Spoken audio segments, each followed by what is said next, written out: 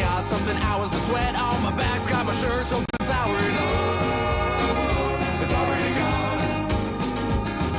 Second night's coming and I'm spinning back around. We're all caught up, can't hear or feel the sound. And oh, it's already gone. And here comes the feeling when you don't got nothing and all you want to do is get up and start running. You can't hide long cause you know it's gonna start up again.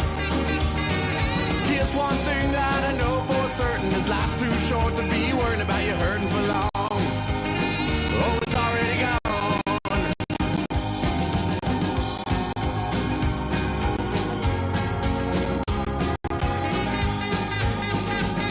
Got time but money's not something that's free. Seems the roll of the dice never rolls back to me. And oh, it's already gone. A bird in my hand, two cans in the other, start spinning around. Now here comes another, and oh, it's already gone. And here comes the feeling when you don't got nothing and all you want to do is get up and start running. You can't hide long cause you know it's gonna start up again. Here's one thing that I know for certain, is life's too short to be worried about you hurting for long. Oh, it's already gone. What's already done, all gone away. You keep what's already done, all gone away. You keep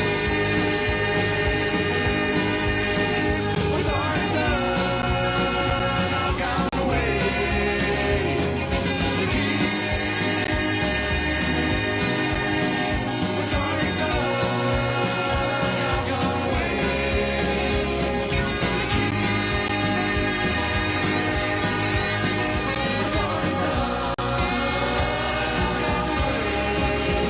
all gone away. All gone away.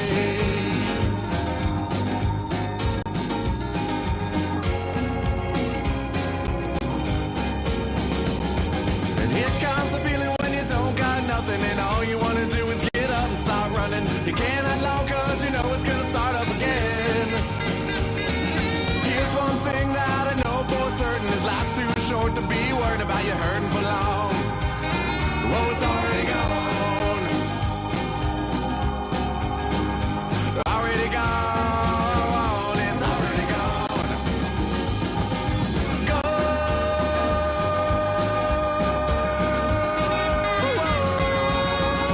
Already gone.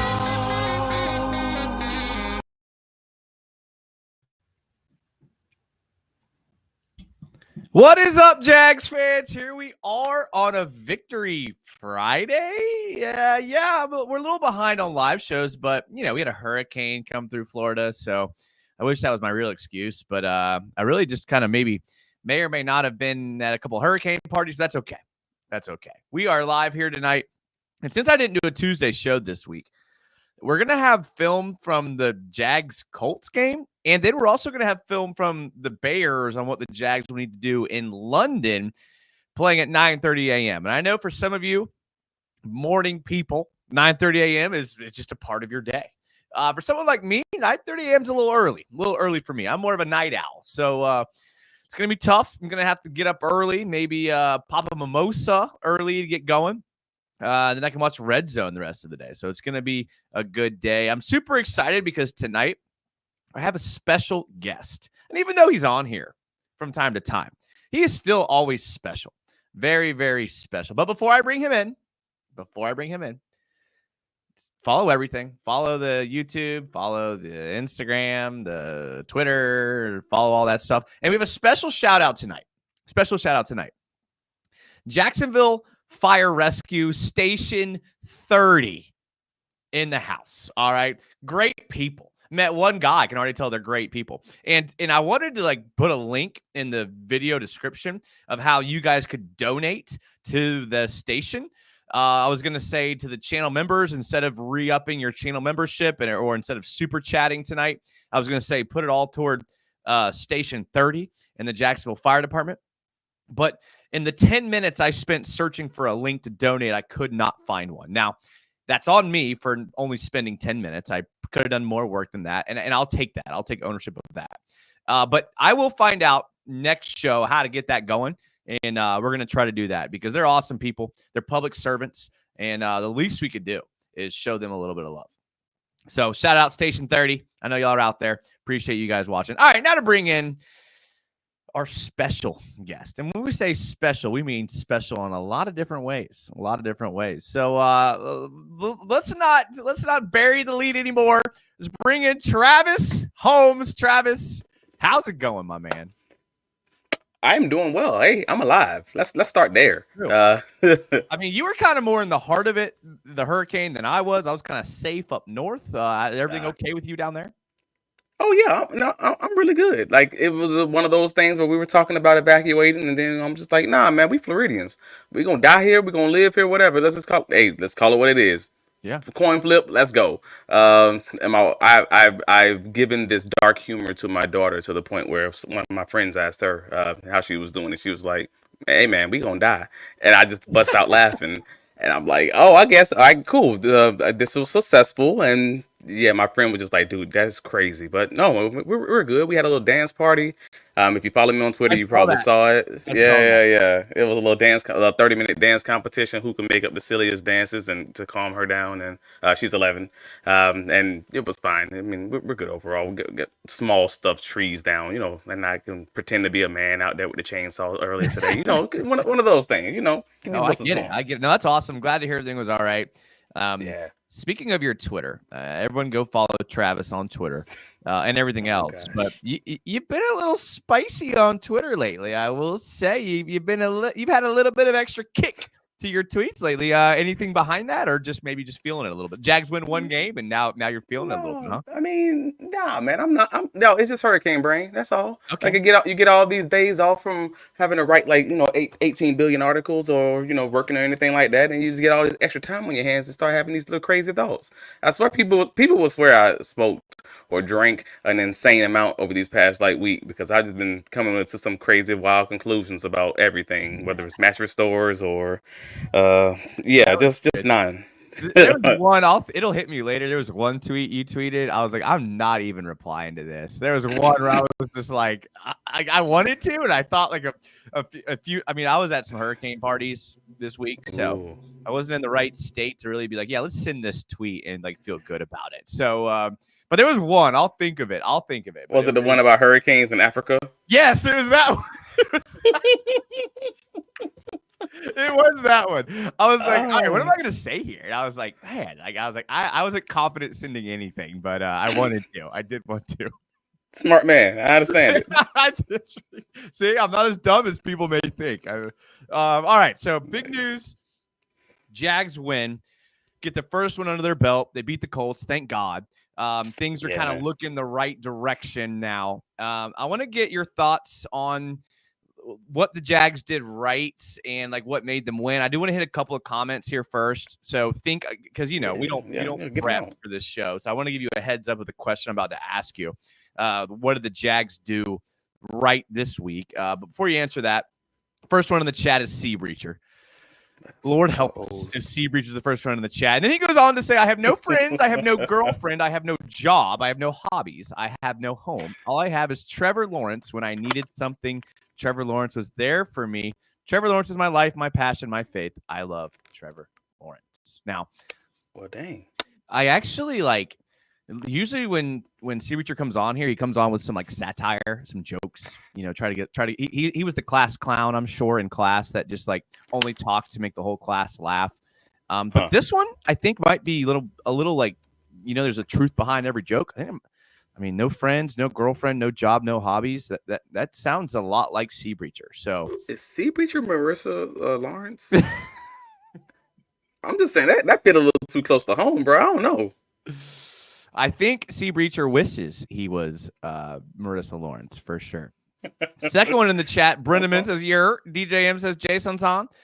Christopher Pedrosa says, what's up, party people? Not much. We just survived a hurricane. It was windy. I mean, I don't think I even lost power, me here in Jacksonville, but Wow. Yeah, not bad. William says, great pocket protection inspires great pocket presence. T-Law was slinging it. Christopher goes on to say, AFC South, he says, round table. Disrespect, Jason. Should have gotten my man in there. Well, I've kind of found that, like, I have two different YouTube personalities, and I know we were going to talk Jags, Travis, but maybe I almost called you Trevor. My brain is hurricane. I mean, that works. Yeah, I can slang it too. That's fine. I just said the word Trevor like 5 times, so that was. So, anyways, like I have two different YouTube personalities. I have my real self when I talk with people that know me, and then I have like my yes, this is Jags facts. This is what I know about the Jags, and I don't like to do those shows. So if they were to ask me to come on that show, I probably would respectfully decline because I prefer to be myself. So I don't know if you have, maybe I'm just schizophrenic, but I don't know if maybe you have different. I mean, I've seen you at the Jags games dressed up and they're doing media stuff, and I almost didn't recognize you, Travis. I almost didn't recognize you. Well, no, it's interesting though, because I'm the same way, and it really does depend on who I'm on with. Like if I ever get onto a podcast with me or Brian, or if I ever get on the podcast, like there's just certain people, Brett Coleman. There's certain people if I get onto a podcast with, I'm probably going to go into a little bit of a shell for that first, I don't know, 20 minutes, 30 minutes. Like my first time being on Locked On Jaguars with T-Wig. He carried the show until I got comfortable enough to be able to be myself. And then it was like, all right, cool. Let's really talk. Let's really do this. Kind of one of those situations. So I fully understand it, man. It's like you're trying to figure out where you can fit in without over talking the people, or over talking the guests, especially if you're on their platform, because there's just a lot of that to it, man. So I feel you. Yeah, that's true. And I'm kind of a degenerate, so I like to kind of hide that side from people that don't know me. But when they get to know me, they're like, "Oh, he's a degenerate." All right, a couple more comments here. I'm not going to get to the Diddy comments. I'm not doing that. I'm just going to keep scrolling through.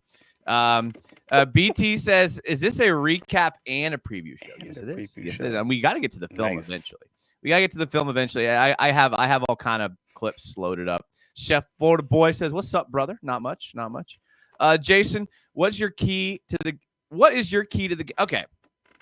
Great question, John Tom. Travis, I think he's talking about the Bears. We're going to get to the Bears later. We have so much to talk about in the Colts. Okay. What went right? Don't say the secondary. What went right for the Jags in the Colts game? Why were they able to win this week? In the previous 4 games, they were not. Oh man, they played a cover 3 defense. I mean, let's just keep it clear. I wanted to be happy about the end of the game, and I was, but I had this little thing crawling up the back of my neck into my brain, the entire time saying, I'm going to give this thing 48 hours. I'm going to give it the rewatch, and then I'm going to hit Tuesday, Wednesday, and just start having like real conversations. Right. But it was always there. I mean, you play Gus Bradley, and Trevor's done so well against Gus Bradley's defense throughout his career. Like that was even going into the game. We knew like he was going to put up 250 plus yards. He was going to put up 2+ touchdowns. He probably wasn't going to have a turnover. This is what he does against Gus Bradley's cover 3 defense. This is what he has done in every game they played for the most part. Hey, this is what he did. I'm happy to see it, but I also want to see it moving forward against a team that doesn't do that. That's not that conservative. That's not giving you all the stuff underneath. And I never want to see Alec Pierce again. Me personally, I mean, apparently he's the greatest receiver of all time. There's so many tens of Alec Pierces in the league, man. This is just wild that they were that bad. One of the catches, and I have it clipped, was just an outstanding catch. The one on the sideline where it like got tipped up. Like there was one catch. There was one catch where it was like, all right, that was just a great play. But then the other ones where it was just like, ugh. The other two. Yeah, we have Timmy Devil says we suck, boys. Well, we just won, Timmy. So Raiden says hello, Pookie. Bigsby coming into his own. I bet my roommate a band on the Jags versus Bears game. Wow, must be nice to have that kind of money. A band in US. I'm assuming that's US dollars. All right, cool. Yeah, in this economy, that's wild. All right, I let's know get you to were. some clips here. All right, let's get to some clips, and I want to get your thoughts on this. Let's start with Tank Bigsby because he was brought up first.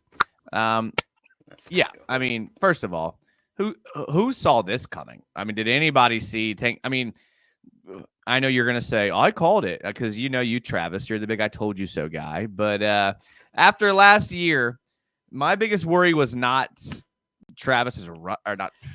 I Tank. What's his real name? Cartavius. It wasn't him as a runner; it was him as ball security. That was my big issue with him. So far so good. He did. I mean, he did technically So fumble. far so good. He Really? did technically And you want to show this play? You want to show this play and say so far so good because the NFL had to come back after the fact and credit Latu with the fumble and Tank Bigsby with the fumble recovery on the play you're about to show. Just an FYI, he did fumble this. Let's show it. All right. All right. So the Jags are in their 2 tight end set. We love to see it under center. We love that. Brian Thomas Jr. split in as a tight receiver. And then we're just gonna get a nice Tank Bigsby carry here. We call this maybe a inside zone, maybe. I don't know. Yeah, play it through here. See. Way to go, Mitch Morse. Way to go, Ezra. Ezra Cleveland, dude. I mean, Ezra Cleveland here. I mean, I know y'all have seen this play. Like Ezra Cleveland. Welcome to the Jaguars. That's not Ezra Cleveland. Ezra Cleveland. Welcome to the Jaguars. Like, thank you. Like, this is what we wanted when we traded for him from Minnesota. Was this type of play right here? Boom. Get upfield. Gets the block. Allows his left tackle to get onto the block to get into the block. Then gets onto the linebacker on the opposite side of the hole. Come on, man. That's great. That's just great. And then carries him into the end zone. Like, you might be able to tackle Tank Bigsby. You might be able to. Like 30, like maybe you might be able to hold him up and wait for some help to come. But you ain't holding up big Ezra Cleveland carrying you into the end zone. You ain't doing that. Yeah, I'm sorry. And then Latu with the punch out right here. Bow. That's a lot of weight behind the ball. And speaking of, I originally gave Gabe Davis an assist on this, thinking like, hey, at least he's helping to push it forward and blah, blah. And then I watched it from the sideways angle, and I'm like, oh, wait a minute. He was jogging. He didn't block the cornerback, and he never touched the safety.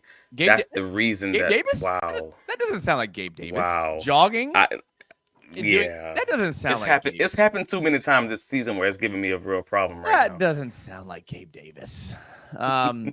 Regardless, a lot of weight behind the ball right here. This is the play that you like to see. And I'll just go out and say that, like, I mean, did he really punch that out? Let's see. He really did. I watched it on slow motion from the other angle. But the television copy, when they broadcast it, they gave it from the side angle towards Latu. And then they did it slow motion. And I put it at half speed. And I'm like, okay, no. This wasn't even questionable. It was at a half-yard line. The ball was out. It wasn't. And the NFL, again, came back a day later and gave Latu the fumble force. And gave Tank Bigsby the fumble recovery on the stat sheet. So I'm like, oh, okay, so yeah, even they corrected it later. Yeah. He got Nevertheless, he got it back. He got it back. Yeah, so he got it back. We'll take it. And I'll just say, like, one thing that stood out to me about this game was, like, it just seemed like they was a different energy in the game. It was like they were like, whether it was a Trevon Walker, a Ventrell Miller, it was like they were just flexing after play. It was just a different energy. Like, it was just, I mean, it was the uniforms. It was just, could have been the uniforms, all the old school music, and just obviously the Tank. You got the Tom Coughlin in the building, all the greats, the Jaguar greats there on the sideline. Like, hey man, that's life. That's pumping life into the building right there. Gabe Davis couldn't even get the fumble. I thought he did. Oh no, he did. No, he tried, but no, he tried and missed it. Jonah put back. I haven't talked to Jonah in a long time. Jonah's a good guy. I hope you're doing well, Jonah. I love you and I love your family. Hope everyone's doing good. He says, unpopular opinion, Cartavius is a way cooler name than Tank. Interesting. I don't know about that. What if his nickname was Cart? I don't think that there is a situation where that would be a cool name. I know you're the big weed smoker, Travis. So obviously, Yes. So I mean, yeah. Obviously, I'm the biggest of weed smokers. So no, I mean, the Cartavius is cool because I think it just catches people off guard. The fact that that's his name. But if you told people straight up, my name's Cartavius, they'll look at you like you're a little weird. Let's be real about that. Come on. We I like it like because everybody thought his name was Tank. it. DJ says, I like Bigsby's current production. I need ETN to get me. ETN. Here's the thing, though. ETN, like it seemed like to me they put a big emphasis on using him in the passing game. Like I didn't look at how many catches he had, but like rewatching the game, I was like, oh dang, Trevor threw it to him like every other play. It seemed like. I mean, they were trying. It seemed obvious to me that they were trying to get him into fifth place. As there was a James Stewart, I believe. ETN started the game 14 receiving yards behind James Stewart for fifth place in running back receiving yards, and they kept announcing it like an hour before the game. So it was kind of one of those things where you knew, you sounded like you either the OC knew or Trevor himself knew. They just really wanted to get that to him earlier in the game. So the first two series of the game, I mean, he's getting like 3 targets already, and it's like, okay, so Trevor knows, like straight check down. All right, let's move the ball down the field. Dope. And it kind of goes to what you were talking about earlier with the Gus Bradley defense, is that shell, bend but don't break. And that's going to be your bread and butter against that, is just dumping it down to your running back, which is what we probably should do more often. But it was good. But it was actually interesting because a few people in the media room, in the press box, were complaining, like by the second drive, like, hey man, like throw the ball a little bit farther down the field. Like it got to the point where on a few of those plays, it was like, it seemed obvious that Trevor was like pre-deciding before the snap that he was going to throw the check down to the running back, and we were like, dude, like Gabe's open on the dig, or you might have the wide receiver open on an out or something like that, and we were just like, I mean, it worked out. It was like a 10-yard play on one of them, but I just thought it was very interesting. Like it did seem like Trevor was hyper focused on getting that ball to ETN at that point. And those people in the press box were who? No, I'm just kidding. All right, ball punching is the new meta. I mean, it's actually been taught by every defensive coach of all time. Yeah. Long John Silver, channel member, says, yo, what's up, fellas? Not much. Can't complain. I haven't done a show in like 10 days, which sue me. I don't care. I mean, don't sue me. I don't. Man, great vacation. Good stuff, man. Take yeah, exactly. And I was like, so here, I mean, being someone that was born and raised in Jacksonville, we've had some hurricanes that have come through here and like messed some stuff up. But that's like, I would say maybe 5% of the hurricanes do that. The other ones, we just are like, oh, we're off work. Let's have a party. That's what we do now. But I mean, like when Matthew came through, we weren't partying during Matthew, and like, Irma, we're smart. We're smart. But this one, we just kind of knew it wasn't, and it doesn't mean that we weren't thinking about the people down in your neck of the woods, Travis. We were just. You ain't gotta lie, Craig. You ain't gotta lie. Y'all want to think about unless it's family that lives down there. Y'all just like, hey man, whatever. I'm off work. Let me barbecue a little bit, and that's it. And it sucks that if you got children, it sucks that the school's closed for 2 days or something. We know y'all don't care about us, just like I don't care about them people down south in Miami. I'm gonna call it what it is. Yeah, I call it what it is. I told my coworkers straight up, hey man, y'all road bumps. I moved to Central Florida to make sure I'm not in the direct line of fire. You are on the front line. Thank you for your sacrifice. I don't know what to tell you. That's why we're gonna give another shout out to the public servants. We know that Fire Station 30 in Jacksonville watches, but all the other first responders. I mean, that's a job. That's a job. Right. And the fact that they're not paid double what they're paid is criminal to me. But that's a conversation for another time. Maybe our other YouTube channel that we're gonna have one day, Travis. Avius and Jason is Jasavius. Jasavius. Ooh. I like that. Okay. I like that. Are they really doing that for fifth place though? Hey man, it's an accomplishment. Like, and again, those guys always know about those accomplishments. If you ask any offensive coordinator in the league, you ask anyone, like any of the players on the team, they'll tell you that you won't have an interview with those guys after a game, and they'll be surprised that someone moved into a different place or something like that. Like those guys always know, and if they tell you they didn't know, it's like, nah, you a lie. Like they read everything. They're on all the socials as much as they tell you that they don't. They see everything.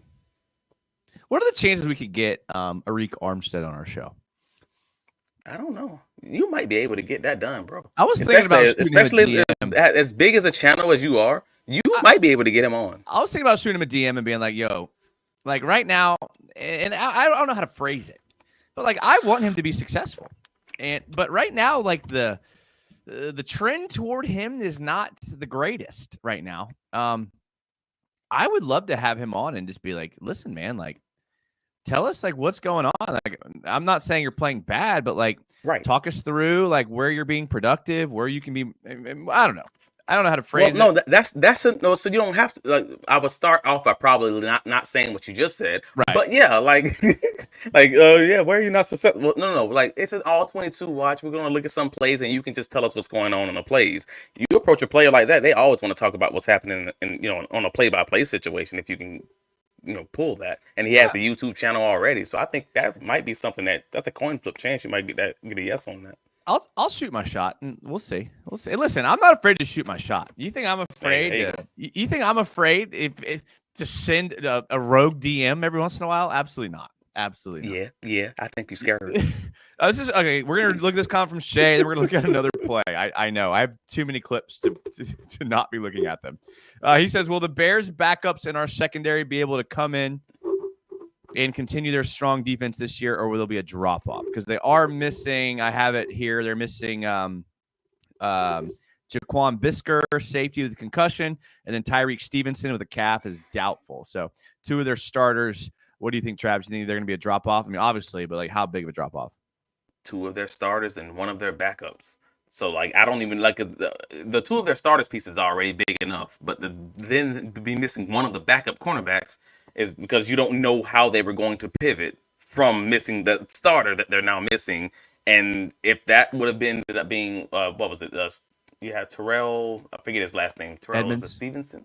No. For the Bears. Yeah. Their other backup that was missing. And I'm like, dang it. Because I was just on the Bears podcast last night talking about this, on Bears Underground. And we were for an hour talking about the differences, just a lot of the injuries and stuff like that. They're missing their right guard also, who got injured in the first quarter of the game last week against the Panthers. So it's just going to be a real interesting game, and I'm not sure because they play a solid amount of men. Like it's not like the Browns. It's more like kind of like the Texans game, I guess. They play a good mixture, but at the end of the day, they also line up in a lot of press as far as the outside corners. So it could be a significant change because, well, if you have one corner in press and you have a really good receiver like a Brian Thomas Jr., you want to have a solid safety situation sitting behind him. Where they have Bird, the old Byard, the old safety from the Titans. Kevin Byard, who's having a great season. He's actually having his best season he's had since 2021. I believe it was an 85.6 total grade on PFF right now. Like he's having a real resurgence in this Bears defense. But you can't then do that if you have a backup safety on the opposite side.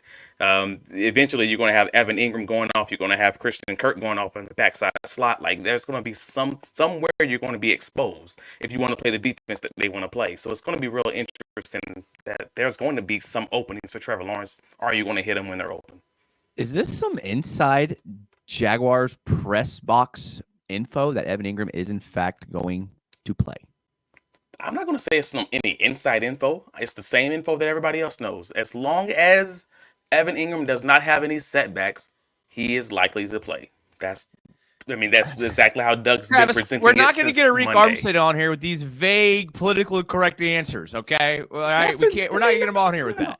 We've seen Doug Peterson tell us straight up to our faces, hey man, he's going to play or he's good to go on Sunday, and then Saturday night he's ruled out. Like not even 90 minutes before the game, just Saturday night someone like Savage is ruled out, or you have the Devin Lloyd situation where he tells us on Friday that he's good, and then Saturday he's not. And I'm like, so I'm not going to put my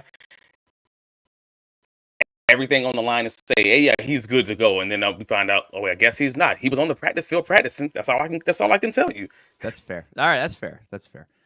Cy Robbins, when we get in the Jason and Travis politics channel. All right, so here's my plan, and I didn't want to tell Travis this, but my plan is I already got Travis on like the calendar for Friday night. So what I'm thinking is like after the season ends, I'll just like kind of like hey man, like come on a Jags channel, and then like I'll just like deceive him and make him think he's going to talk Jags, and then it'll be a politics channel, and then Travis will love it and be like, oh, I had so much fun, and he'll want to keep doing it. So that's my backdoor plan of getting Travis involved. Don't tell him, but because I think it'll work. This is well thought out. So yeah. You don't need to backdoor it. I've already been telling my family about it. Like this is what it is. No, this is going to happen. I am okay with it. I love it. All right, let's get to this second take. Our second film play 30 minutes in. Let's go ahead. Oh gosh. Yeah. Let me shut up. Trust me, it's not you. I promise. I'm known for this. All right. This play, I love this one too. I mean, again, the two tight end sets, DeGuara making a showing here. Get off me. Just get off me. And then the point.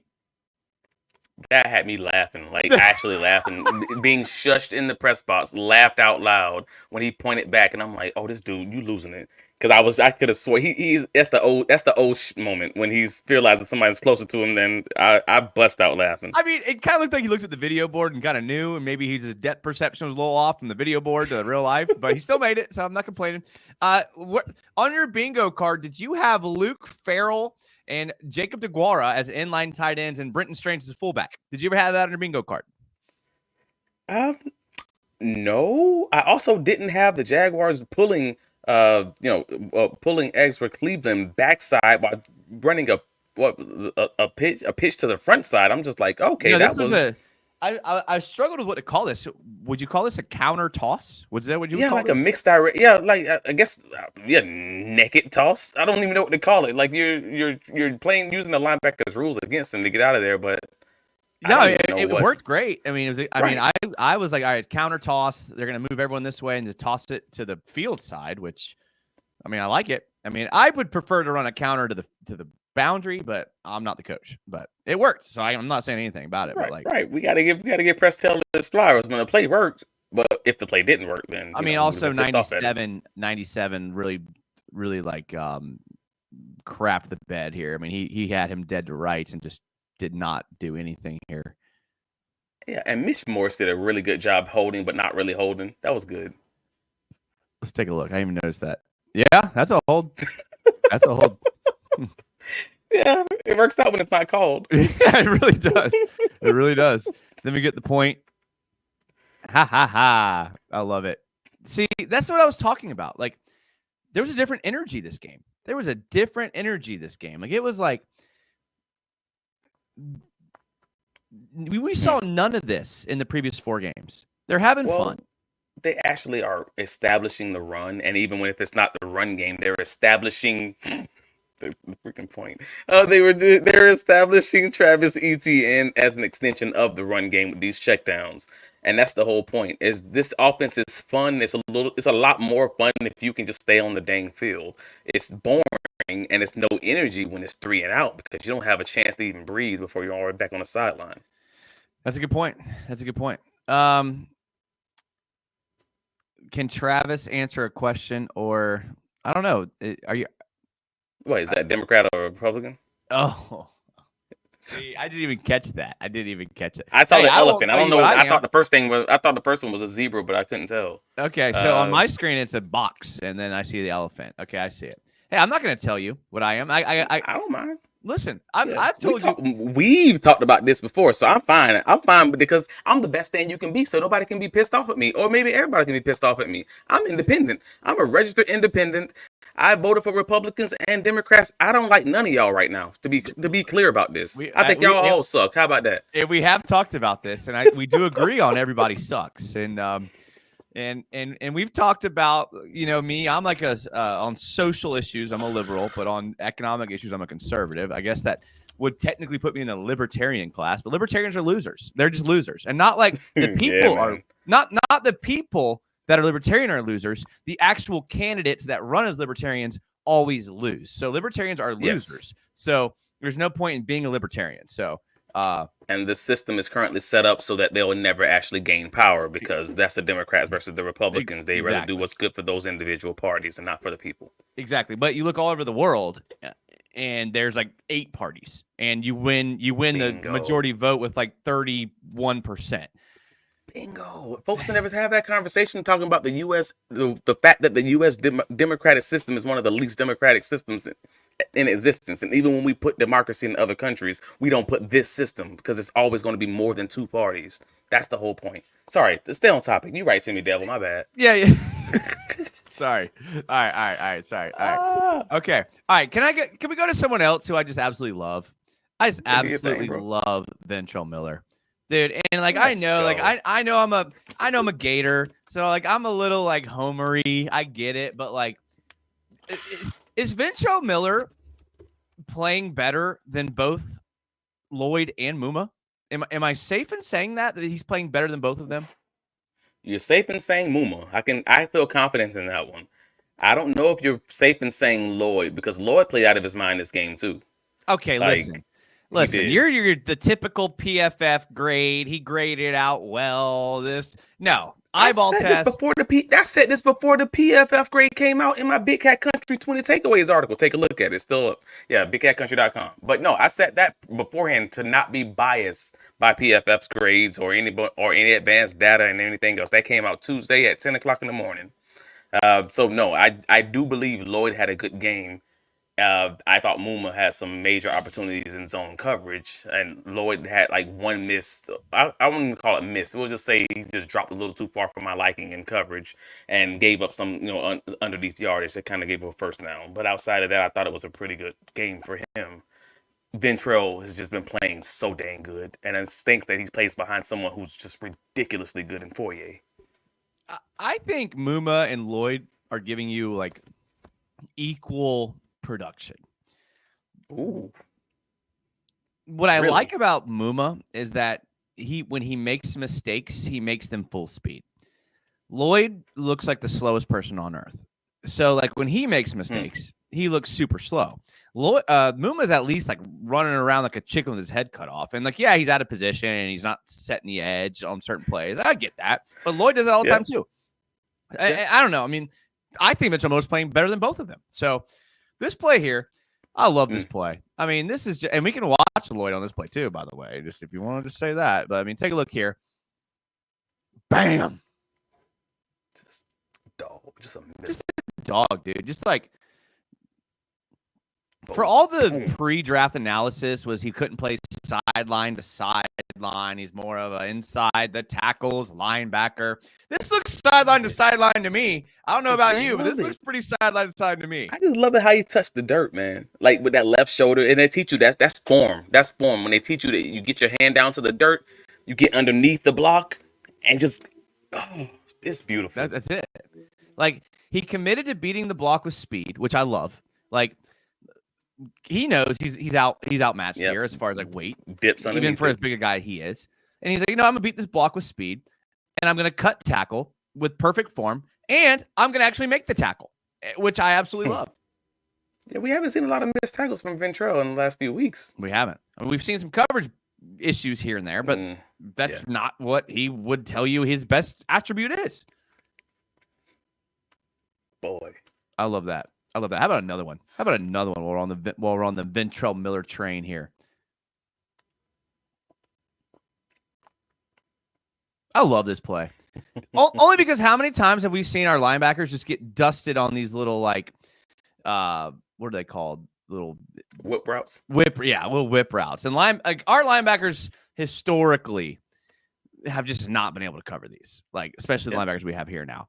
And the fact that he like is out of position, he gets. I mean, the receiver does a good job of kind of using. I think it's Muma here to like, or no, it's Roy Robertson Harris who drops into coverage from the 9 technique.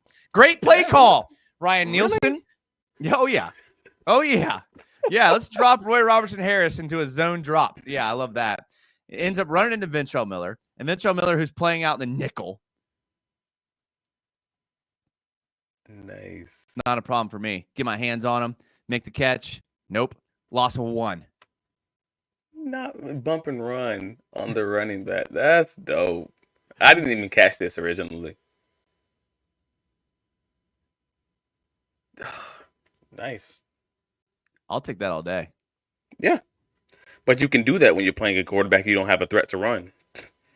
So it's so infrequent that you're going to see that. But yeah, it worked for this week. That's a good point. That's a good point. We're not there yet. We're not there yet, Travis. All right. Before we get to Trevor, let's take a little bit of Trevon Walker. And I didn't clip the last sack of the game or whatever it was when they were like in prevent. I didn't clip that one, but like he got a sack. But like Trevon Walker here. And this is going to be big when we talk about the Bears because the Bears right tackle is a little prone to the bull rush. I will say that from what I've seen. From what I've seen. Trevon Walker here. Not wearing the Guardian cap. Boom. Was that a low blow? Boom. Yeah. Dude, his hand, like, people don't realize it. I mean, they probably do realize it, but like how strong his hands are. He's just so strong that he can just like, because on the next play I'm going to show you, he chops and like. And I saw folks wanting to like trying to poop on his performance, saying, "Well, yeah, he's playing against the other, the backup right tackle." I'm like, no, that's Braden Smith, that's the starter, that's their guy, and he's beating him with power directly, and give him a few long arms, and and getting the ball out. Like that's it, man. This is easily his best game of his career from what I've seen. Like just 7 pressures, 3 sacks, should have been 5 sacks, and dominant in the run game. Like, hey man, great job, Trevon. And it's not like Braden Smith's like off balance here. I mean, he's got good leverage. I mean, this is what you want if you're a tackle. Yeah. You don't want him like this close to you, but I mean that's just boom. Oh, and here's Josh Allen, Guardian Cap McGee. Hey man, I don't judge. If I was all the players didn't be wearing that Guardian cap, man. Protect the goods. I understand it. I'm just kidding. You know I don't care. All right, here's the other one. Stand up. I love it. This brings me back to 2023. I mean, this is what when we say a DN has good bend is what we mean. Yeah. I need a little bit more inside pressure, but yeah, I mean, I'll take it because if that's a running quarterback, that lane's there. But solid play, like Devon, he's there. You know what I mean? Like I just want to see a little bit more. I'm with you. Yeah, a little bit less on the pocket. Love to see Mason Smith on the field. Glad to see Doug doesn't hate him. Yeah, it's another week where he got around 20% of the snaps. So they're trying to give him the opportunities to learn and grow within the defense.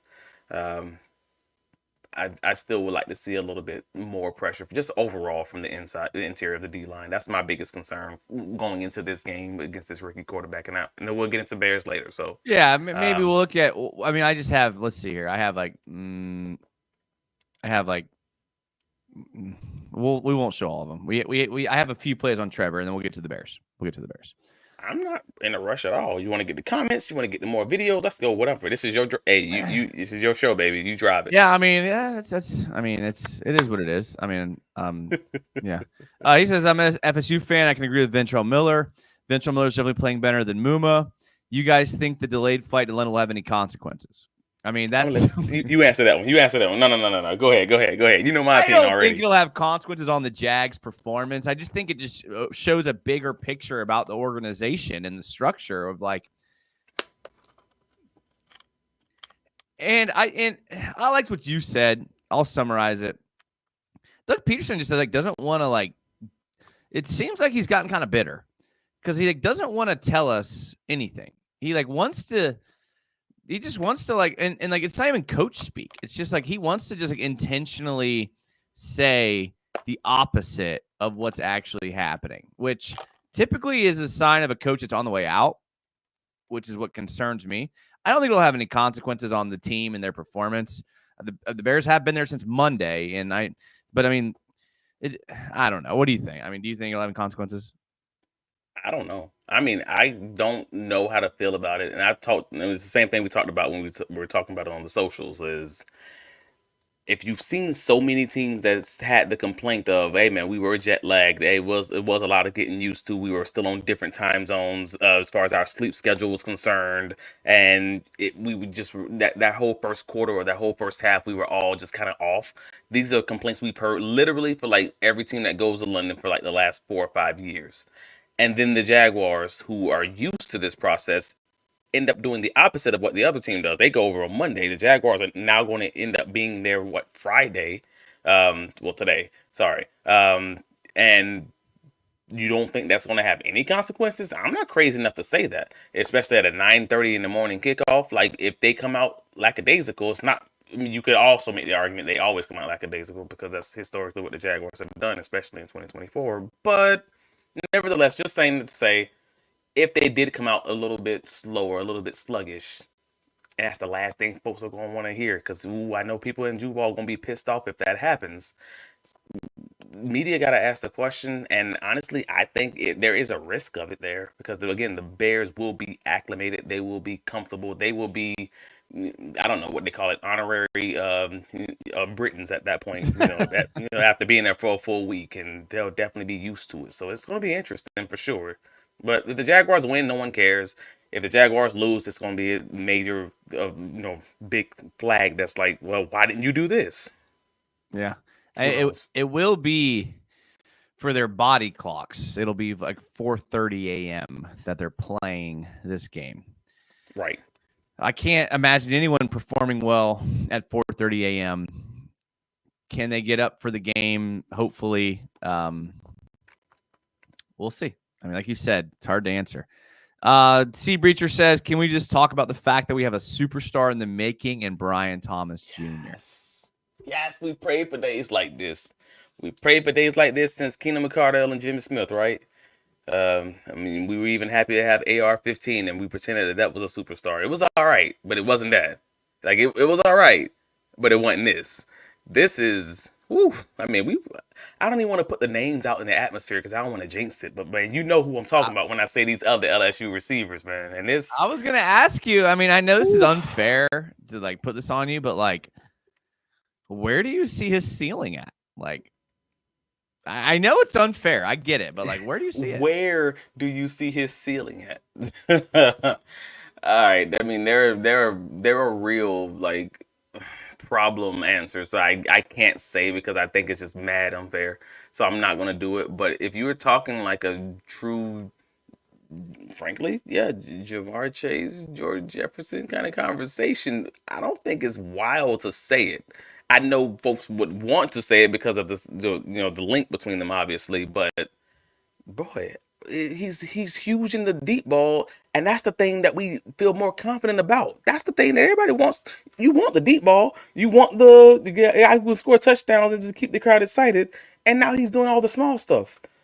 If he can do the small stuff, I don't know where this ceiling really lies. Like at this point in this NFL, where they allow you not to get hit going across the middle, if he can just stay healthy.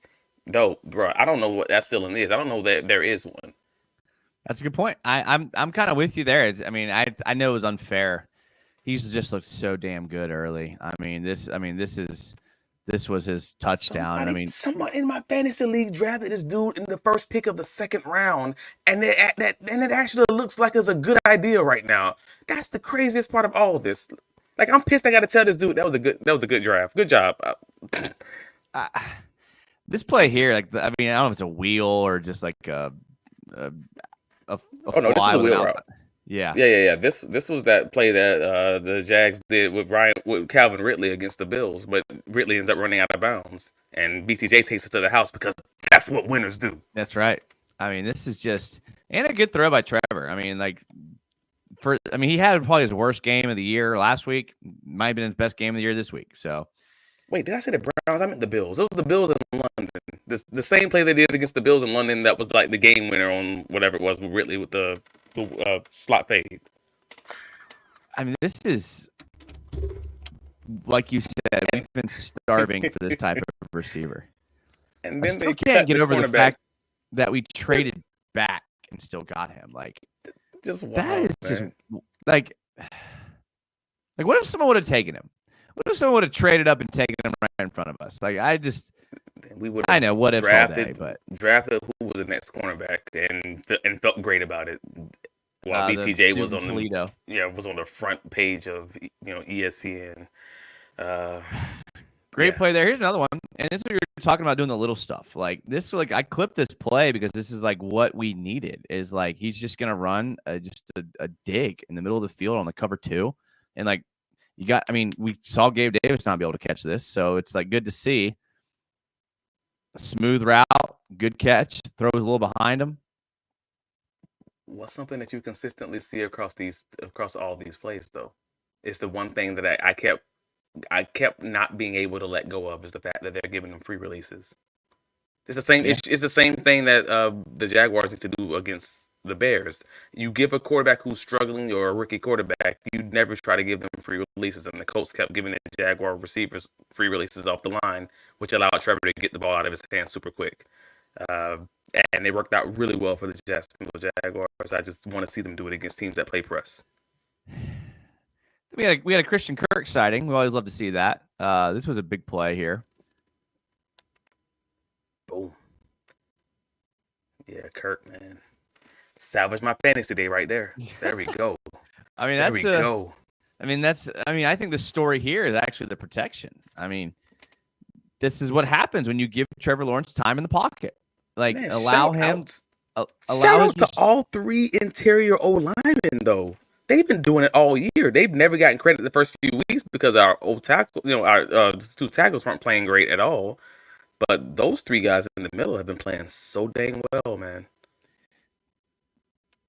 I mean, that's it. That's it right there. I mean, look at Brandon Scherf acting like a young man right now. Go ahead, dude. Go ahead. I mean, I love to see that. And then this play was just absolutely amazing. The Brenton Strange touchdown. Boom. Way to get it in. I mean, all those picks last year that we were all bashing are like now showing up. Tank Bigsby, Brenton Strange. What a catch! But if this was 2023, he would have been out the back of the end zone and only got 1 foot down, because that was just that half yard, a quarter of a yard was the difference in like 9 touchdowns last year. So we need to bring it in, Brenton. Yeah, with Zay Jones especially. And the like one of the big things, because I watched like the last 3 Bears games with Caleb Williams. Trevor Lawrence throws the ball like 100 miles per hour. Like Caleb Williams, like the ball does not come out of his hand the way that this ball comes out of Trevor. It just doesn't. Like the dude throws a fastball. Yeah. No, he does, and that's why he gets a lot of the drops that he gets. Yeah, it's the same curse of Brett Favre early in his career. Well, I say early, honestly, throughout his whole career, that was the same curse of him. Is just him never really figuring out that touch part of it, but it also being his saving grace, getting the ball into some holes that he probably should have never thrown. The good comes with the bad. Well, speaking of balls that he shouldn't have thrown, I love how you're transitioning all my clips here. Jeez. And he has 2 good options. That's not BTJ. He has the dig route. He has the deep stop. He had a curl too. The deep curl. Yeah. And he's just eyeing BT the whole way. Like, it's there. You got the 2 other options, and they give the double coverage to BT. I don't blame somebody him. Somebody was pissed off. And I joined in a space at like right after the game, because I have to drive back from Jacksonville to Orlando, so I got an hour and a half to waste. Hop into the space to see what the fans talking about, and they're like all pissed off that that Trevor threw this ball, and I'm like, hey, yo, that's a bad thing. But the good thing from this is the fact that the double coverage was with BT, there were 2 other guys open. So if Trevor does this same thing 3 weeks from now, he's going to know these other guys are open. Don't just stay on my receiver. Maybe he'll learn from it. You know what I mean? That's a great point. And like, if I'm Trevor Lawrence and I'm like, all right, I got Gabe Davis, I got Christian Kirk, I got Brenton Strange, or I got Brian Thomas Jr. I'm gonna throw it to Brian Thomas Jr. Like I'm like, it is what it is, but like you can't ignore the fact that like one of those names I mentioned is playing significantly better than the other ones I mentioned. And like quarterbacks know that. And so, yeah, bad throw, double covered, but I would push back and say that I don't know if Christian Kirk can be put into the category with everybody else you just named. Because Christian Kirk has been playing very good. Even if you're talking about comparing him to Brian Thomas, he's just a different type of receiver. But skill-wise, he's actually been getting open like religiously. Yeah, like, they're even definitely when he's different. not targeted. There are definitely different types of receiver. One catches the ball when it hits their hands, and the other one doesn't. So I guess you're right. They are two different types of receivers. We That's have good a point. sample size of 5 games for one of them, and we have a sample size of 2 seasons in 5 games, I guess, with the other one, and the one we have the 2 games in the 2 seasons in 5 games have religiously caught the ball other than the first 2 weeks of this season. And that's also the quarterback's best friend who also lives in his name neighbor. Like, come on, man. You were going to go with your guy that you know before you go with while you're still getting to know the rookie. And not to mention, Brian Thomas also dropped 3 balls this year. Let's not forget We don't those talk about slants. that. Oh, okay. We don't talk about that. No. That doesn't fit the narrative, Travis. It doesn't fit the narrative. Okay. It doesn't. Okay, I'm just saying, like Brian Thomas, I'm here for Brian opening up everything for Kurt, and then Kurt eating, or vice versa, and then they try to guard Kurt and give Brian Thomas one-on-one coverage, and you make him pay for it. I love the way that they're going to be able to play off each other, and now they're going to get Evan Ingram back. This going to be awesome. They are. I mean, I have to presume that that's true until it's not. Okay, some insider info. Thanks, Timmy Andrew. Devil says people were out on Strange, and Strange has 3 tutties this year. Does he really? I didn't realize that, but Wow, I didn't even look that up. yeah. Does he really have 3 TDs? Yeah, he said Brian Thompson was triple covered. Yeah, he's a 1 read. No, he's not a 1 read. He actually on his other throw. Okay, I'm glad Stoical Snake brought this up. So, one thing the Jags could not do was actually this isn't the play I want to show first. The Jags could not we're tied at this point. Like, game's tied. Like, shouldn't have been, but the game is tied. And we have to go down and kick a field goal. If there's one thing that the Jags cannot do, it's execute under pressure. That's what we've seen. It's what we've seen. I'm not saying they can't do it. Before this, they couldn't do it. They'd go 3 and out and punt. Look what they do here. This is the first. I mean, I think they ran it or they threw it out to the flat. I think the running back, I can't remember what happened, but they got it up to the 40. What is this, 4? Let me take a look at this. A little quick out route here by this is the Britons. That was a Luke Farrell. This is the Luke Farrell play. Look at this effort. And what's funny, and this is a little side point here. You know me. I can be out of pocket sometimes. Not on the YouTube channel. I'm actually worse in real life than I am on here. But me and my buddy were just like, listen, I shouldn't say this, okay? This female ref was blowing calls left and right. Just blowing calls left and right. And we made some jokes about female refs. Obviously, we don't care. We don't care. I don't care if you're male, female, or an alien. Just get the call right. I don't care what you are. She was blowing calls left and right.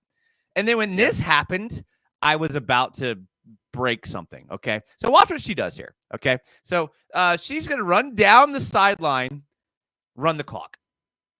Okay. She has a close angle. She's right there.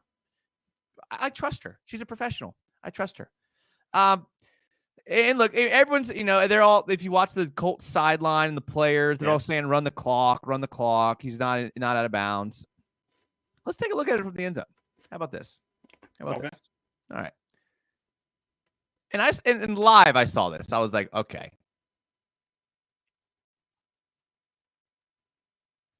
She's saying his shin is down. She's saying his shin is down in bounds. I think she's saying his right shin is down in bounds. Oh, I'm sorry. That's the left shin. Go back to the side. No, shin is down. His no. It's out of bounds. No. His shin is no. If you go to the side view, I think he's saying his left shin that's in front of the right foot is down in bounds before he goes out of bounds. Go to the side view. That's why I say that. They're saying the shin goes down before he ever falls out of bounds. That's what I'm talking about right there. It's close. You don't see it. Okay. Is his shin down right there? No. His shin's not down. No. You see what I mean? You see what I mean? There we go. It's Bam Bam. We got the greatest ref of all time over here, apparently. She can see through people. She can see through Colts players. That's impressive. I don't know. So now you clowning her for being I am clowning right. her. It's a bad call. You're telling me she has X-ray vision? She can see through this guy? Hey man, I don't know what to tell you, but she got it right.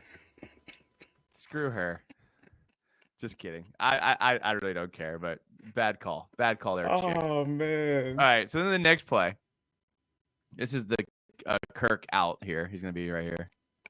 Yeah.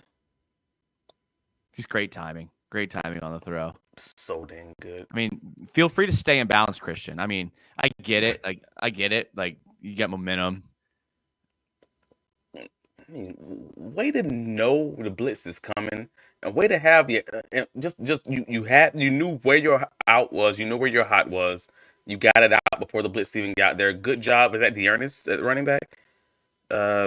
Coming from the back. So yeah, okay, good job. We are scanning from the backside. You got it. You at least got a hand on him. Trevor got the ball around the blitzing nickel. Yep. Good job all around, man. Yeah, it was. Yeah, that was very. And again, this is what I was talking about. It's like that's something that we hadn't seen the Jags do. Like they just could not execute in crunch time. And I've been on here every week and said, you look at the analytics, you look at the PFF, you look at the stats, and it's like, yeah, across the board they're doing okay. But the issue with this team was like when it came down to crunch time, they just folded. And it was good to see here that they did it, which led to our boy, who I will just say is not getting enough love. Is not getting enough love at all. I mean, this is a 50-yard kick. I know, but no one cares until it's a 60-yarder. It's just weird, like, because our expectations of this young, just turned 21-year-old freaking millionaire is wild. All because we've never had like a highly drafted kicker. You know, for the most part, we have a highly drafted punter, but you know, people still a little mad about that one. But no, this dude is just so doggone good, man. And like to have that game winner on this day, on this throwback day, it's very Josh Scobie-ish, and I'm so ready for him to have that 60-yarder, that 65-yarder, just to have under his belt, man. I don't care. Like I understand like we've been like desensitized to like the 60-yarders and the 50-yarders being automatic. 50-yarders are not automatic. Like they're not. And like the fact that like you say he's a rookie, he came in and just nailed it right down the middle. Like that is impressive to me. And thank God we have a good kicker because I remember the days when we didn't, when we couldn't count on anybody. So yeah. Agreed. Females don't know football. Hey, I know females that know more football than you see, Breacher. All right, so you better relax there, buddy. Jason is not misogynistic. I promise you that. I actually love women more than I love men. I will tell you that right now. 100%. Thank you. That's crazy. Stay in bounds, my guy. Our guys can never stay balanced. Can we expect Trevor's good play to continue into the next game? Okay. I want you to answer this question, Travis, and then we're going to move on to the Bears. All right. Now so, there lies the question. I mean, I'm not psychic, but there lies the question. You're now going to be facing against a Chicago Bears team who even Chicago Bears fans don't know what to expect from them, other than it being a very bend but not break defense, a la the Colts. They don't play like the Colts at all. In that way, I'm just saying that whole bend but not break, you're going to drive down the field kind of thing. You're going to have those things underneath it, and their goal is to try to tackle you. Very much like Ryan Nielsen's philosophy. It doesn't work right now for various reasons, but the philosophy is generally the same. Allow you to get down to the red zone. You may even eat up a lot of the clock. You're going to shorten the game and hopefully beat you on third down conversions and beat you in the red zone. I say all that to say, if Trevor can actually do the same things, like get comfortable giving the ball up to the running backs for the checkdowns, giving the ball up to your tight ends, now that we will have Evan Ingram back, and the fact that they have these defensive issues with the injuries in their secondary, Trevor could have legitimately have a good game. It may not be this game we just saw, 370, 300 and whatever yards, but I could see a 250 game from a Trevor Lawrence against this kind of a solid defense. I think that would be reasonable. It would just come down to how many turnovers you have. If he stays clean, hey, 250, 2 touchdowns, that's a victory. I've noticed teams aren't throwing at Jalen Johnson, which is smart, but They shouldn't. that's what happens if they put Jalen Johnson on Brian Thomas Jr. Do you fear that? Good. Do you fear that at all? I like it. Good. I say good because if they put Jalen on BTJ, fine. What are you going to do with your backup safety and your backup cornerback on the other side against Christian Kirk? So you're not your second guy, maybe even not even your third guy, but your fourth guy one-on-one with Christian Kirk all day. We're going to eat that dude lunch. Like, I would love to see that. Yeah, I mean, we just haven't seen success outside of Brian Thomas Jr. As far as like, I mean, Kirk's been playing better. Brenton Strange has his touchdowns, but like, We've been doing it without Evan Ingram. That's a good point. That's a good point. But I mean, if he comes back, I mean, in London at 4:30 a.m., is he going to be the Evan Ingram that we all know and love? I mean, I don't know. You're asking all the right questions. Yeah, they've given him how many weeks has it been now? It might even be 4. If it's not 4 weeks, it's at least 3 weeks right now. So like they've given him some significant time to get right. So maybe he may not be his normal self. Maybe he doesn't even have this full assortment of snaps. But if he's getting 50-60% of the snaps and you got Brenton Strange still filling the gap, I think we'll be all right, man. That's honestly, I'm not as concerned after knowing that they're missing their top safety. Not top safety. Their starting safety. Their starting cornerback. I wish it was. If you're going to have injuries, I do wish it would have been their best cornerback and their best safety because that's not. They still have their best safety and best cornerback on the field. But you know what I mean. Like we've seen what losing a cornerback and what losing a safety at the same time can do to a secondary. And I can't imagine what it looks like losing both of those guys and then losing your backup corner for a team that even remotely wants to play, man coverage on those 3rd and 4th down situations. And they're really good at 3rd down situations. That changes the game from my perspective. It really does. And, we can relate because we're in a similar situation. We're missing our top corner and we were missing Darnell Savage for a while. I thought his presence last week was very impactful. In the Colts game. But I mean, Caleb Williams has been playing really well the last few weeks, and he's got some like this play doesn't have a net gain from very much, and this was the Panthers game last week. But like, look at his pocket presence here. Like, this is like one of the most. Before you push play, notice no one's in press alignment, and even when the corner that is, he doesn't even get his hands on the receiver. I haven't even seen this play with you, but I've watched every Caleb snap this year, and those last 2 weeks that he's had his best games, they may have pressed one receiver on one side of the field like maybe 5 or 6 times out of all the snaps, and I'm like, dude, y'all giving these dudes free releases. This is craziness. Yeah, that's the point. I mean, they do have a good arsenal of receivers, so like I get the kind of play the shell around them type thing and make Caleb throw. But look at his pocket poise here. Like this is was so impressive to me. Like watch him just hang in the pocket right here. Boom. Boom.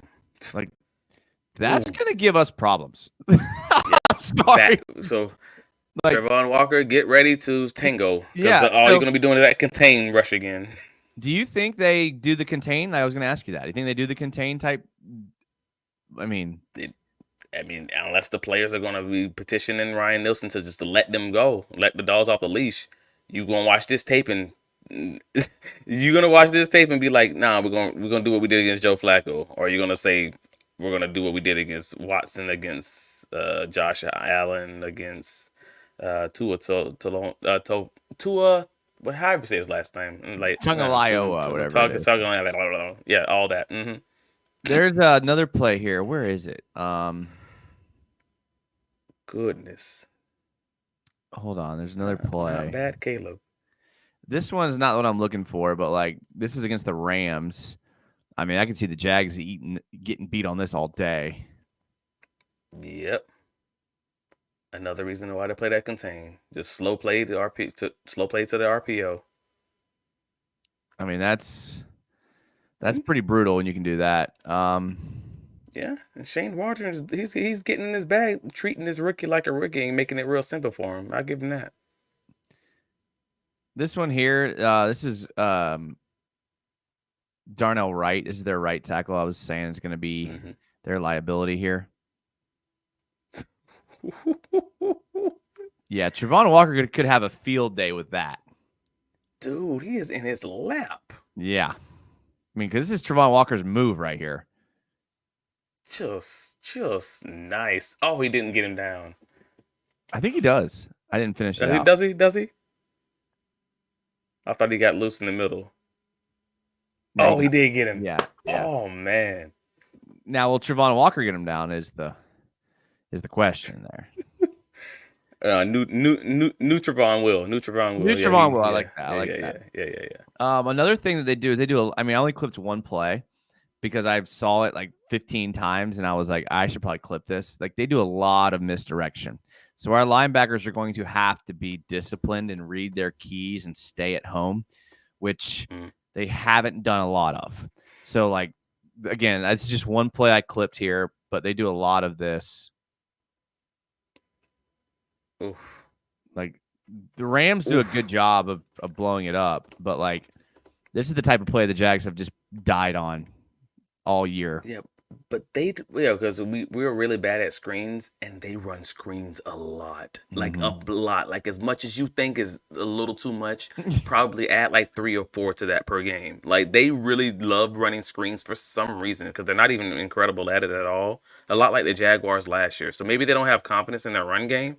And they just try to supplement it with the screen game like the Jaguars last year, but they do so many doggone screens. They do.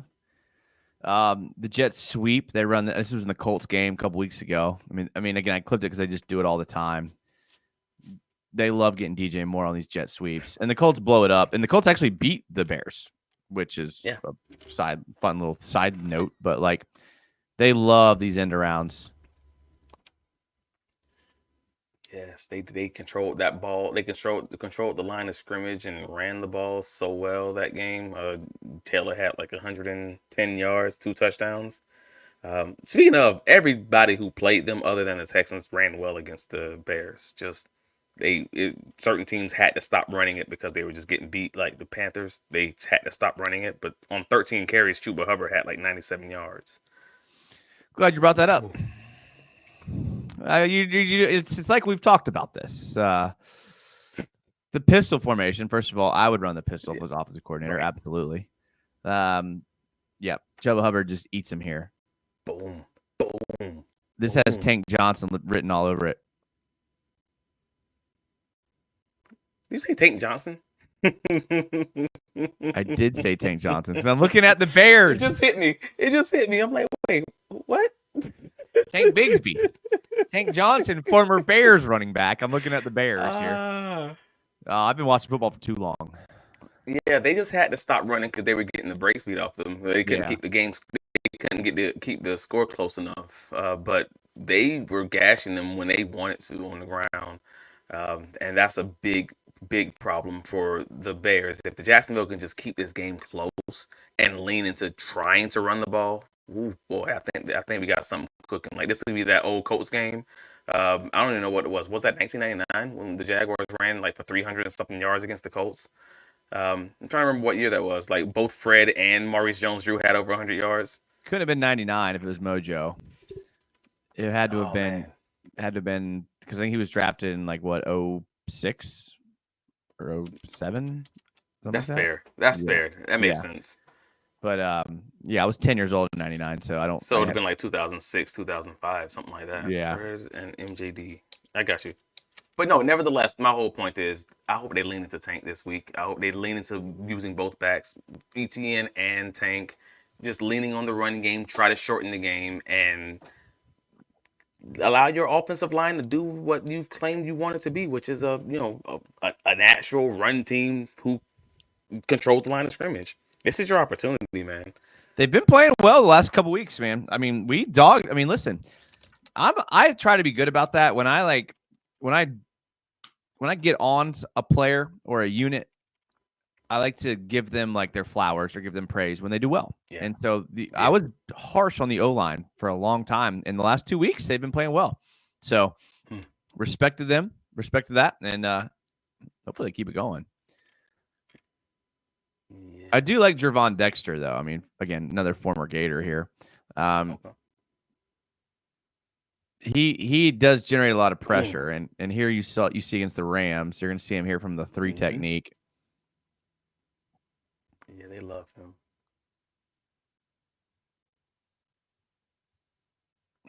Terrible block by the guard. That's horrible. Yeah, that's as quick as a pressure as you're going to get from the inside. Yeah, that's awful. Here's Caleb Williams getting sacked. Oh God, this is a freaking Jaguars play call right here, dude. Look at this. I know this is a route concept, but what is it? All stops. All curls. All curls. Yeah, no one's open. Shocker, nobody's open. Like, I get it. It's like what you tell us, Travis. In what situation? Because it's a staple of an offense. Curls, the play call. In what situation does curls work? Like, what defense? What shell? What coverage? Like, when does curls work? I mean, cover 3 generally works. Yeah, you get in between. You read whichever way the linebackers, heavily leaning. If you're running like 4 curls in this situation, then yeah, maybe you get some space with the corner playing a little too deep, a little too loose on the outsides. Maybe you have an opportunity to kind of squeeze it in there or something like that. And in some ways he does. I mean, he does have from the inside slot receiver. He has an opportunity to maybe get it in there if that's where his read is, as far as his progressions. Like he has a chance to get it in there if he wants to throw it to the guy in the middle here. But outside of that, I don't know where else he's really putting into a small hole if he's throwing it on the time. If he's throwing it right on time, maybe it has the opportunity, even the guy at the top of the screen. And this goes to your point, like you talked about. Not a lot of teams press them, and look what happens when you do. Yeah, early in the season, that was a big problem they were having. And just time to get the ball off, because he wants to hold the ball. When you press his receivers, he wants it to be squeaky clean. And I know exactly where I'm going with the ball while they're still running the routes. And when you press them, he has to think for a little second. He's gonna hold it. That time to throw is gonna go from that 2.4, 2.5 range all the way to 2.9, 2.8, and that's the difference between a sack and in most NFL plays. That's the difference between a sack and a great completion, especially for somebody who's trying to be on time like he is. Yeah. He's a rookie. Treat him like a rookie. Yeah. DJ Moore is good. He's been playing well this year. That he has. In this play here against the Panthers. Boom. I mean, he had 2 guys open here. I mean, he could have gone. I mean, he could have gone here. He could have gone here. Is the Panthers, but yeah, that whole drive, Shane Waldron was in his bag though. Yeah, I mean that's just your deep crossing routes and playing to cover 1. Yeah, that's just bad. Jeez. That's just bad right there. Yeah, corners nowhere to be found in man coverage, and both of them were already beat by like 3 or 4 yards. But nevertheless, they were already getting blown out at this point, right? Like this was in the late 3rd quarter. Am I correct? This was, I can't remember. It all runs together at some point. All right, Timmy Devil says something about Adunze. Is Adunze playing? I don't recall seeing him on the. I don't either. Report. Yeah, I don't either. I mean, I just wrote it up earlier today. I just don't recall him being on the injury report. He wasn't on the injury report. I just wasn't. I thought I saw something about him being injured, but. Well, I mean, when I say like on the injury report, I mean like someone who was like doubtful, realistically questionable. I didn't see anything along those lines. So that's why I'm like, wait a minute, did I Yeah, I miss don't think he something? was even on it at all. I did clip this play not just because of Roma Dunze, just because they do go to this empty set a lot. They go to empty a lot, which I like. I like empty. Spreads the field. Make your defense show you what they're playing. Let the Mhm. quarterback make a read, throw it. They do this a Make lot, and so make the here they're just picture gonna put a clear. Dunze on a slant. Jarian Jones better be ready, or Muma, or Roy Robertson Harris, whoever's dropping to Just that spot better be ready.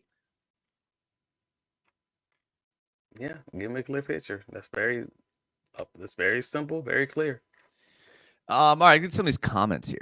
We got insider info here with Travis. Is Foye coming back this week, Travis? You tell us. You got inside info.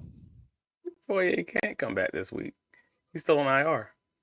So his first week on IR was week 3, week 4, 4. So he couldn't come back until week 7, 8 anyways, I believe. What I'm about trying to remember. Tayshaun Gibson? Is he playing this week or next week? Same thing. So since his suspension is not up until next week, Yeah. so that would be the first week he could play, and that's really dependent upon what their plans are for. Now, I'm curious about that one, bro. I'm really curious about what is the plan with Gibson? Do they really want is that someone that they really want to put in there and give him an opportunity to take some snaps from Antonio Johnson? Would they prefer him to be a free safety kind of candidate like for Cisco, who's also not been playing the greatest right now? I'm glad you brought Antonio Johnson up. I was a little skeptical of Antonio Johnson forever. The fact that they gave him the starting spot, we've talked about this, that they gave him the starting spot without much film to prove that he deserved it, which is fine. We're not at practice. Oh, you're at practice a lot. I'm never at practice. I don't see everything they see, but nothing on game film has ever shown me that Antonio Johnson was like starting caliber. Not saying he can't be or he isn't. I just Yeah, haven't seen it. From understood. what we've seen through 5 weeks, it's kind of reinforced my feelings there. He doesn't look starting caliber. He had a horrible missed tackle where he tried to blow up the running back and then he just bounced off of him and he's getting beaten coverage left and right. The big play that was thrown to the tight end on the first touchdown. Oh, the jump ball. Yeah, Yeah. Antonio But he Johnson was had good there. coverage. He just didn't find the ball, man. Exactly. And that's part of playing safety, right? So, I mean, that's so like, are you worried about Antonio Johnson? I've been worried about Antonio Johnson all year, but my worry, to be clear, about Antonio Johnson was not reflected in this game to the level that I've been worried about him like the rest of the season. So I thought this was actually one of his better games in this season, which may not say a lot, honestly, just to be real about it. Like that may not say a lot to a lot of people, but I didn't think he had a bad game. He just had a few bad plays that sucks again, to your point, the jump ball. Mo Alley Cox catches the ball on whatever it was, the 30-yard, 20-yard touchdown. Antonio's playing man-on-man coverage. His back's to the receiver. Receiver kind of goes up and just, I won't say mosses him, but he goes up and gets the ball that's not even thrown to him, and Antonio doesn't get his head around or make a play on the ball. That sucks, but that happens to a lot of guys. I don't know how to feel about that, but I didn't think he had a dreadful game. I didn't think he had even really a bad game. He just had a few bad plays. He's had a bad season. Yeah. Now that I can say, and I don't feel like that's a hot take. And him being quote unquote given the starting role, I don't know about if I agree with that either, because I think he actually had played solid in the limited snaps we've seen in preseason and in practice and the joint practices and everything else. It's just the fact of the matter is I've always thought, and I might be a guy on I might be on a ledge here. I've always thought Dewey Wingert was going to have a bigger role than people thought he was going to have. And I've said that on numerous occasions now. I didn't want to say it at the start of the season because I thought people would think I was crazy. 2 people in the media specifically told me that they thought I was crazy. And I'm like, hey, man, you do your thing. I'm a DB guy. I spend a boatload of time over there just looking at the DBs. And I'm telling you, I just have this feeling with the way that they're using him. I thought Dewey was going to have a bigger role than most folks thought. And now we see how they rotate their safeties and everything else. And then Dewey gets injured. And then they're left with, this isn't a competition. It's your role, AJ. Savage is injured in camp. These are the guys who's there. These are the more veteran guys who's running the snaps. It's Cisco and it's Antonio Johnson. That's what you got. It stinks that we've had the blown coverages, and both of those guys are really struggling right now with this defense. But I'm really hopeful that when Dewey comes back, he gives you some stability, and that's thanks to say because I know most folks, like, well, he's just Dewey, he's just our special teams ace, blah blah blah. I mean, we thought the same thing about Montaric Brown also just last year, and then the new defense is like now folks are like, no, he's our cornerback too. Well, you don't know what you have in Dewey until you give the man an opportunity to prove it. So I'm interested in seeing what he's going to show on the field, and I'm also just kind of curious what they're going to do with Tayshaun Gibson. Well, I mean, to be fair, Andre Cisco hasn't had a great season either. I mean, if we can just look at these. I mean, this play here. I mean, I don't know if I'm. I mean, it looks like it was a cover 1, maybe a cover 3, whatever. And I know he's playing middle of the field here, but like a good free safety makes a play on this ball to Alec Pierce. I think. Oh, that's a hard one. I know. I wasn't sure which play we were looking at for a second. No, I know, and I know this one's like you can't really. I mean, he's out of position. Not really. I mean, not his fault. Not a big deal. Because they're trying to disguise it with the too high look, so he's now having to dog it to the middle of the actual hash, which he never even makes it to before the ball's in the air.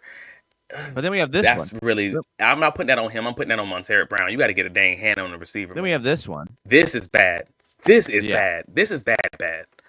Yeah. Like, where are you going? But this takes me back. This takes me back to the Miami Dolphins play with Tyreek when he scores the 80-yard touchdown, and we talked about this.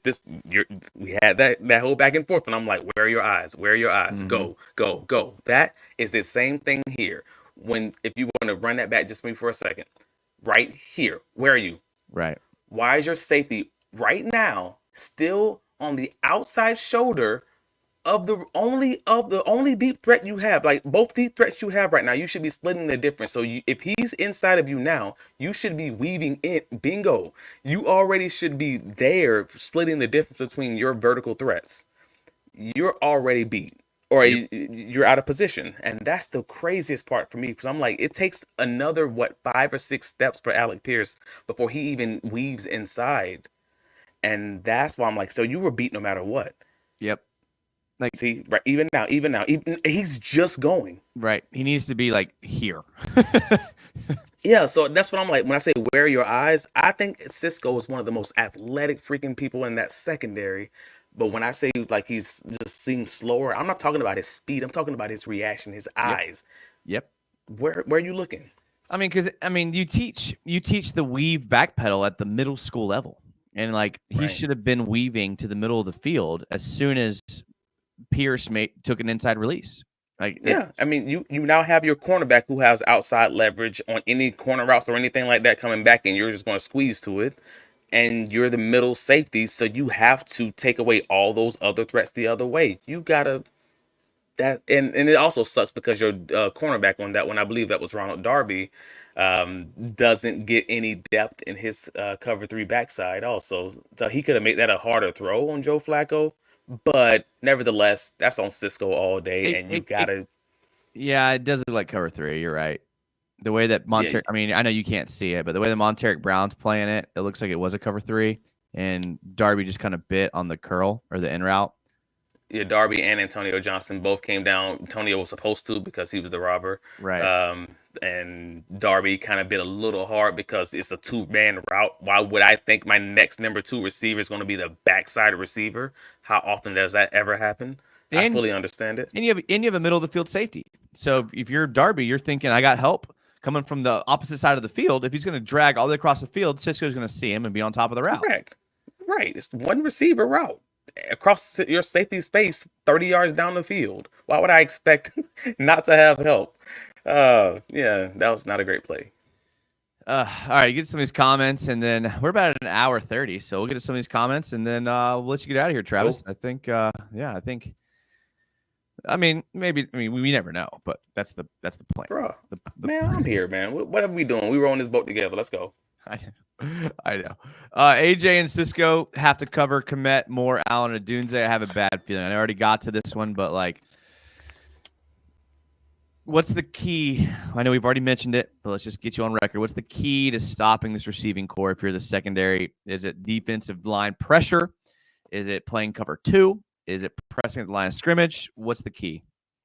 All right, so yeah, I said it yesterday on the Bears Underground podcast, talking to those guys. So I'm going to repeat it. I hate using repeated material, but it's the truth. I take an hour to prep this information, looking at the film, and it's got to come down to Ryan Nielsen versus Shane Waldron. Like it's got to be. Are you going to put your defensive backs in a press alignment and allow them to get hands on these receivers to allow Caleb to hold the ball? I mean, make him think at that point. Make it hard like you did against Cleveland even. Like, I didn't love that game, don't get me wrong, because it wasn't, it was a loss. Let's start there. And we made some of the stuff very easy as far as them moving down the field in the first half. But as far as no one was generally running wide open in that game. Everything was a little bit more difficult. And I think that's what we got to go back to. We don't have Tyson Campbell, sure, but we will have Savage back, and I think we can do that. We only have you mainly have DJ Moore as the guy who's going to run by you in that way. So I think we're in a solid enough position where we can just try to line these guys up and get hands on them. Run what you want to run, which is you want to run man or these different match coverages, basically still man. Cool, do that. And if they beat you man on man in that way. And you make that quarterback throw those balls like those all curls where he just wants to hold it because it's not clean pitchers. Messy it up for him and give your defensive line a chance. But also, defensive line, freaking get home. Mainly the interior defensive line, because Trevon, you balling. Josh Allen, keep doing your thing. Like, inside guys gotta get home though. But yeah, I think Nielsen's gonna have to line them up and press these guys, because if he does that zone defense crap, he's gonna eat it alive and want to make it real easy on his rookie quarterback. Do you have faith in Ronald Darby in press? Sure. I don't, but sure. We'll say sure, because I think he's given us enough of a book in his career to say he's maybe had a rough go of it lately, but I have to believe that he's going to figure it out. And if he doesn't, if you lose with your guys. I mean, that's all you can do, really. You got to put your guys in the best possible position to win. And I think we've seen 3 games of Caleb truly struggling, and it was all in these kind of scenarios. You want to be the defense that I guess that initiates the aggressiveness, or you want to be the people that's reactionary. Yeah, I'm team aggressive. Yeah, make them react to you. That's fair. That's fair. That's what I see our defense doing. That was during the 2 deep crossing routes where they both got burnt. The way the Panthers, yep. Antonio Johnson just got to get his football IQ up some more, then he could be in the right spots to make the plays. I mean, you can say that about everybody if that's the case. That's true. Everybody get smarter. Then you'll be in the right spot at all times. You and me both. Cisco needs to go back to his old number 3 isn't working. I'm not a very superstitious guy. Are you a superstitious guy, Travis? I'm not a numbers guy. Maybe I wasn't good enough to have a pick of my number, and maybe that's just why I don't care enough about it. But just play, man. I don't care if you're wearing 99, looking all funky out there. Just play, bro. Sorry, late, but made alive. Hey, you did make it, and you did make it. I appreciate that, Kevin. And if you did miss it or you're late, all these shows go up on the VOD, which is like the replay on YouTube, so you can go back and watch the whole hour and 33 minutes of the show. I was lucky enough to have Travis on tonight. It's always a pleasure, Travis. Travis, for the people that are still here and are watching it on VOD, I know you've said it before, but just one more time. And not like where can they just find you? Say that, but like what do you have coming up? Like what's on the docket for Travis coming up? On the docket, so we're gonna have some tea and crumpets Sunday morning. I don't know what else they eat in London, but yeah, tea and crumpets, and maybe add some crab legs to it. Sunday morning while watching the game, we're going to have the post-game write-up on BigCatCountry.com. As far as the Duval dive of the Jaguars podcast with myself and Kyle, the student of the game, Nash, with Fans First Sports Network. We'll be doing our live reaction after the game is over. So you'll have someone who's looking to read, BigCatCountry.com, where we have the highlights and observations and all the advanced data. And we'll have our live podcast right after the game. And then I'll have my takeaways from the rewatch of the game coming out let's say sometime Monday afternoon, where I kind of give you all my notes and little musings and tidbits on, things that maybe I didn't catch on first go around. But I want to give you that information before the PFF articles come out, so that way I'm not biased, because some people like to allege that maybe it's because the PFF grade was a 97.5 that I think Devin Lloyd played well this past week, until I tell them that I actually published an hour before the grades ever came out. But whatever. But if you missed it early in the podcast, that happened between me, Jason and I. Yeah. Yeah, I mean, I nothing Lloyd did stood out to me. So like, I love PFF for certain things, but I think the grades are just outlandish. They don't tell nearly the story. I think I can agree with you. Yeah. I think I can agree with you, but I think often they've helped me. I will acknowledge that, though. Often they'll tell me maybe I need to go back and look at the film because I think I missed something. Because I'll be like, all right, so and so played terribly, and then they'll say he played incredibly, and I'm like, did I miss something?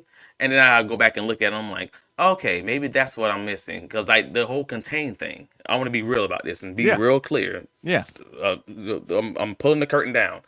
I said earlier in the season, and I think it was week 2, that I thought that the Jaguars' edges were playing rough. And I believe it was week 2. If I'm wrong, I'm wrong. It's fine. But I said it on my Twitter at the time, and I'm like, dang it.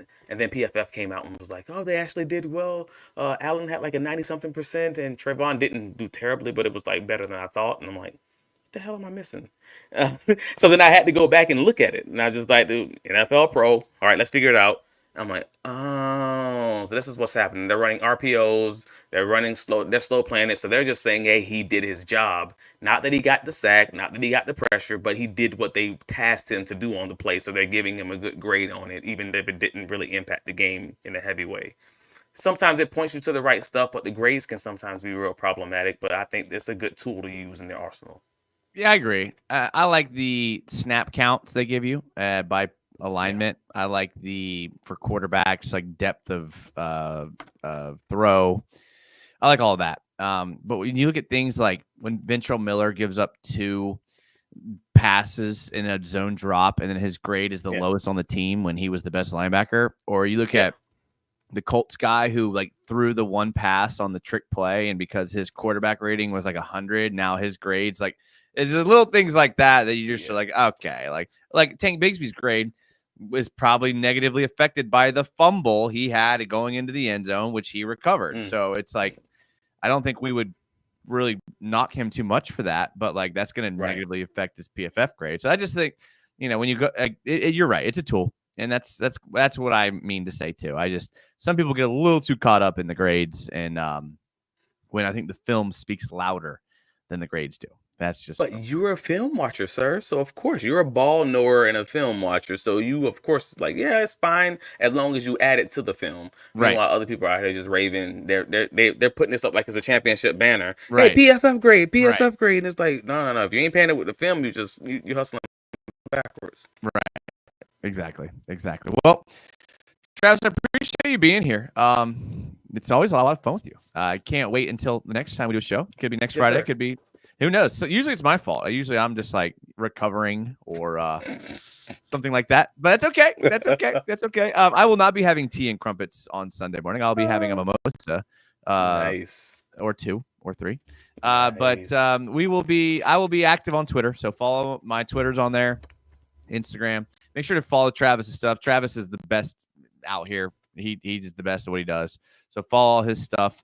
I love having you on, Travis. Thanks for coming on. And so before we let you go, before we end the show, what's your prediction on the game Sunday? Jags win? What do you think? Oh yeah. So I think Jags win. I think Jags win 23-20.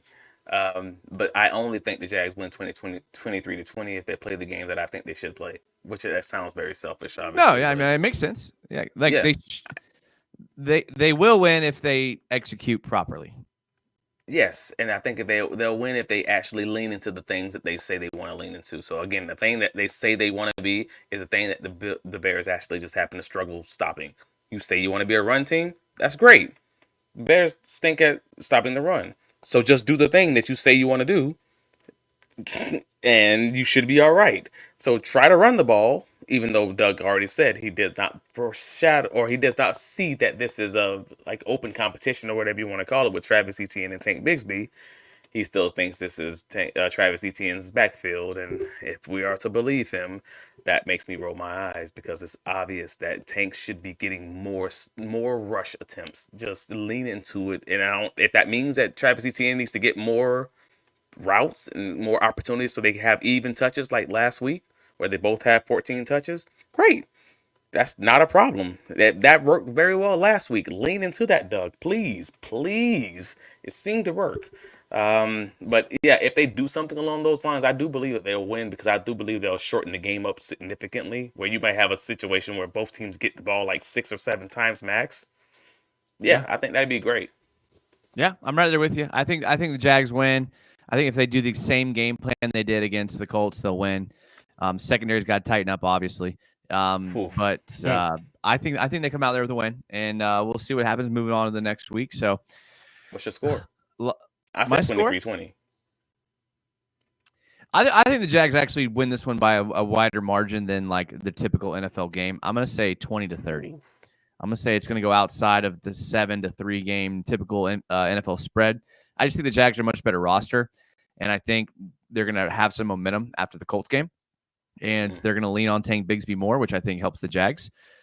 And like you said, I mean, you can try to shut down Brian Thomas Jr. with Jalen Johnson, but if Ingram plays and Kirk keeps playing the way he does and Gabe Davis wakes up, I think our offense is just simply better than their defense. So I got the Jags winning by 10, which is a lot. I know. That's a lot. That is a lot. I would love to see it happen. I hope you're right, but man, if Jaguars winning by 10, that's a lot. Early, man. I know. I got a good feeling though. Well, Travis, thanks for having me. Thanks for coming on. I appreciate it. I'll see you very soon. And to all the people that are in the chat, thank you to the channel members, all the people that were in the comments talking Jags. I appreciate it. We would not be able to do this without you. So thank you. I love talking Jags. I could do this all day long. So I appreciate it. I'll see you guys next time, next week, Tuesday is the plan. But until then, as always,